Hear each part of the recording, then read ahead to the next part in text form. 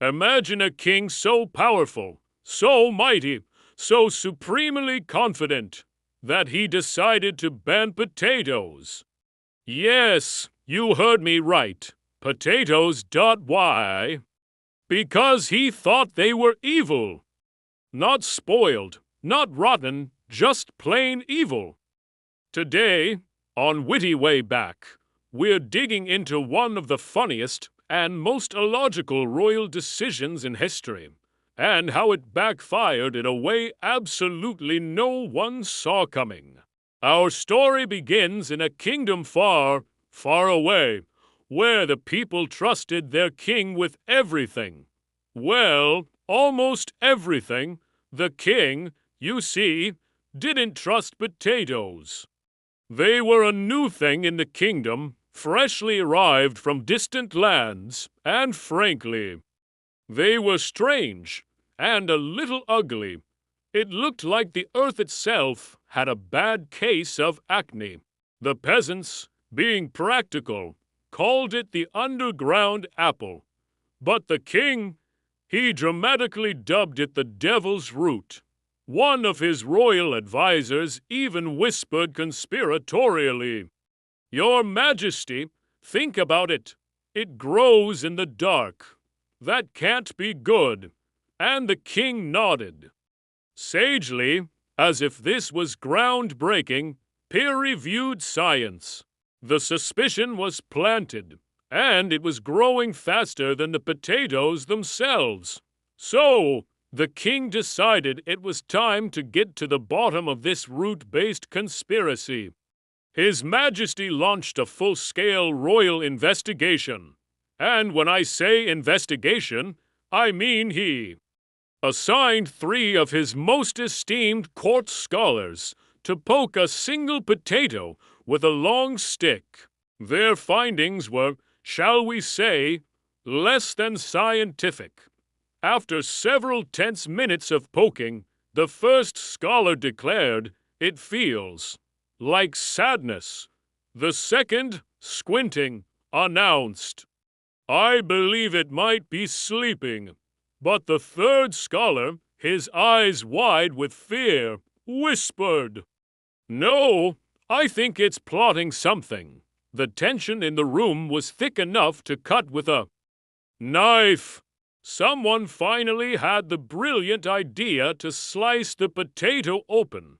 They held their breath as the blade went in, and when they saw what was inside, they gasped in unison.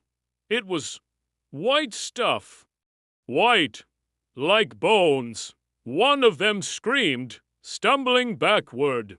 Clearly cursed, yelled another, fanning himself dramatically.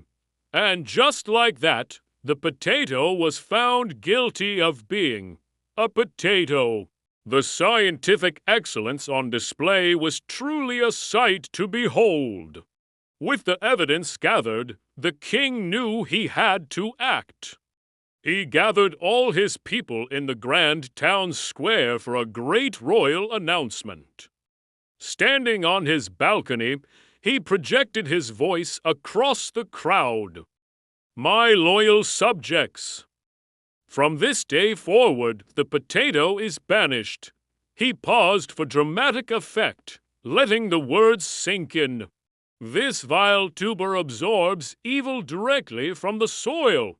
Down below, the peasants exchanged confused looks. One farmer muttered to his wife, "Evil?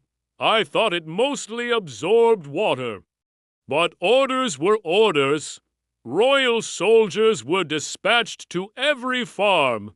Potato fields were unceremoniously dug up, the land cordoned off and labeled as danger zones.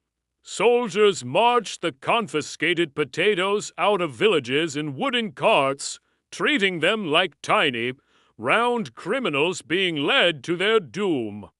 The Great Potato Purge had begun. But a kingdom without potatoes is a sad kingdom indeed. Soon, the people started to face a crisis. They missed potatoes. They missed them boiled. They missed them roasted, but most of all, they missed them mashed. A quiet rebellion began to brew. A secret underground potato smuggling network was formed. Its code name? The Starch Circle. Resourceful grandmothers started hiding potatoes inside loaves of bread. Farmers arranged secret midnight meetings in foggy fields to trade a handful of precious potato seeds. Children sat around campfires, whispering legends of a mythical food called the Forbidden Fry. Meanwhile, the king became increasingly paranoid. He'd pace his chambers at night, muttering to his guards, "I can feel them. The potatoes are plotting against me. Their starchy tendrils are reaching for my throne." His fear of the vegetable had reached a hilarious, feverish pitch. The king's downfall came on a dark and stormy night. The winds howled. Thunder cracked against the castle walls, and rain lashed at the windows. The king, woken by the noise and feeling a bit peckish, decided to head downstairs for a midnight snack, something decidedly not potato-based. Half asleep, he stumbled down the grand stone staircase. His foot slipped on something small and round. He lost his balance, tumbling down the remaining steps with a series of undignified yelps. When he finally landed in a heap at the bottom, he looked to see what had caused his fall. There it was, a single, muddy, smuggled potato. The king let out a blood-curdling scream.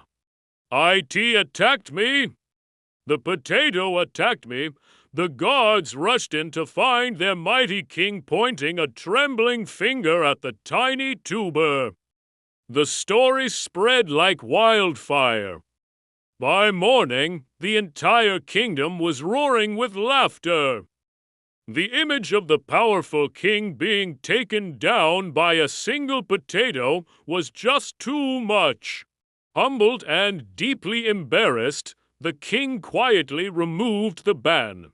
But legends say that for years afterward, he refused to sit on any chair, throne, or bench until a royal guard had thoroughly checked it for hidden potatoes first. So, what did the world learn from this starchy saga? A few simple lessons, really. First, don't judge your food by its lumpy cover. Second, maybe don't hire scholars who scream at vegetables. And most importantly, if you declare war on potatoes, don't be surprised when the potatoes win. History has shown time and again that you just can't keep a good spud down. If you enjoyed this ridiculous royal disaster, make sure you subscribe to Witty Way Back, where history's funniest and weirdest stories get the spotlight they deserve. We're always digging up something good. Thanks for watching, and we'll see you in the next one. Maybe bring some snacks. Preferably something made from potatoes.